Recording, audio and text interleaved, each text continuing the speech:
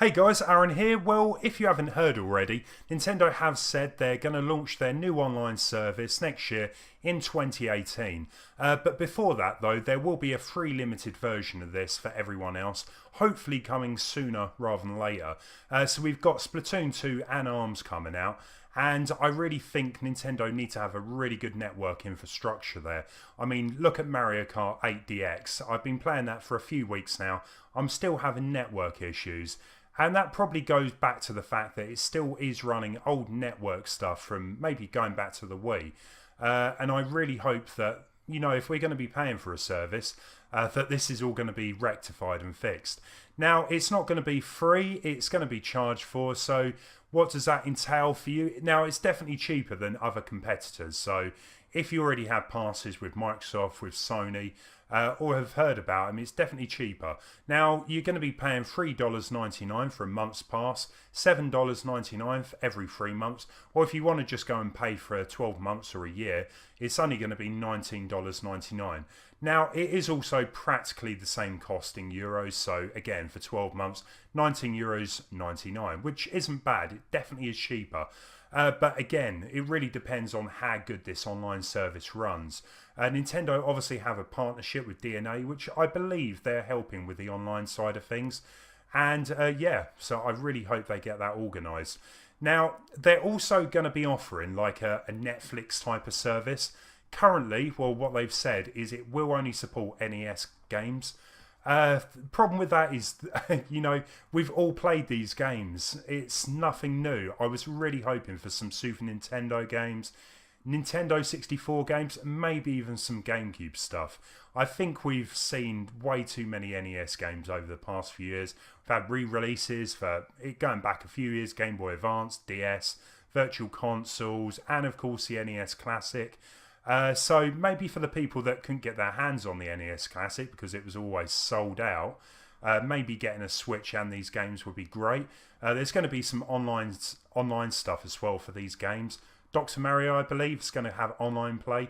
But again, it's more of a gimmick. I don't think the online stuff is going to work great with the NES games.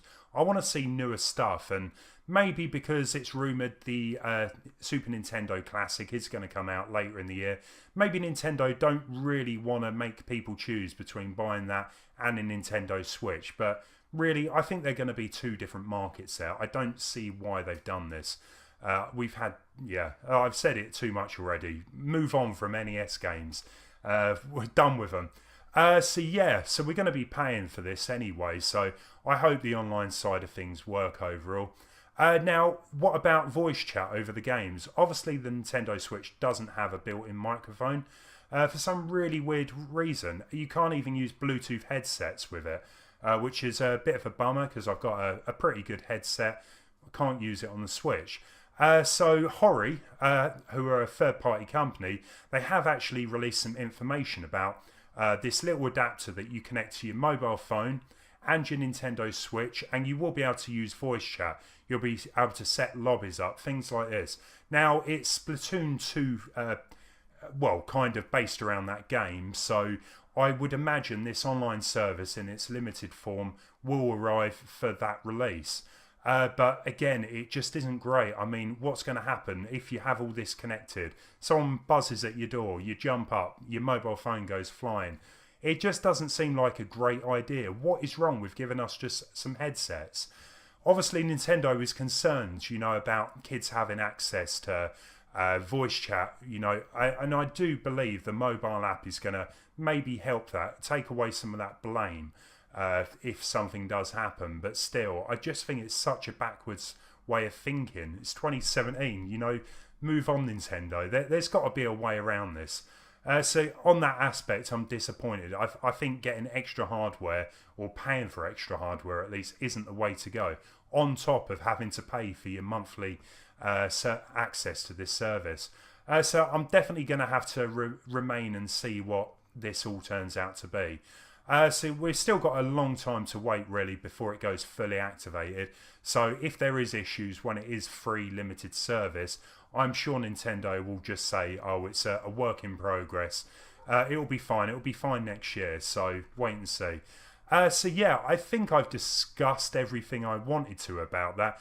I definitely need to wait and see because I haven't been that impressed with Mario Kart 8's network. Yeah, let's wait and see. In any case, if you agree with me and want to discuss it down below in the comments, definitely leave one. And yeah, maybe give the video a thumbs up and subscribe, or at least consider it. Thanks for watching.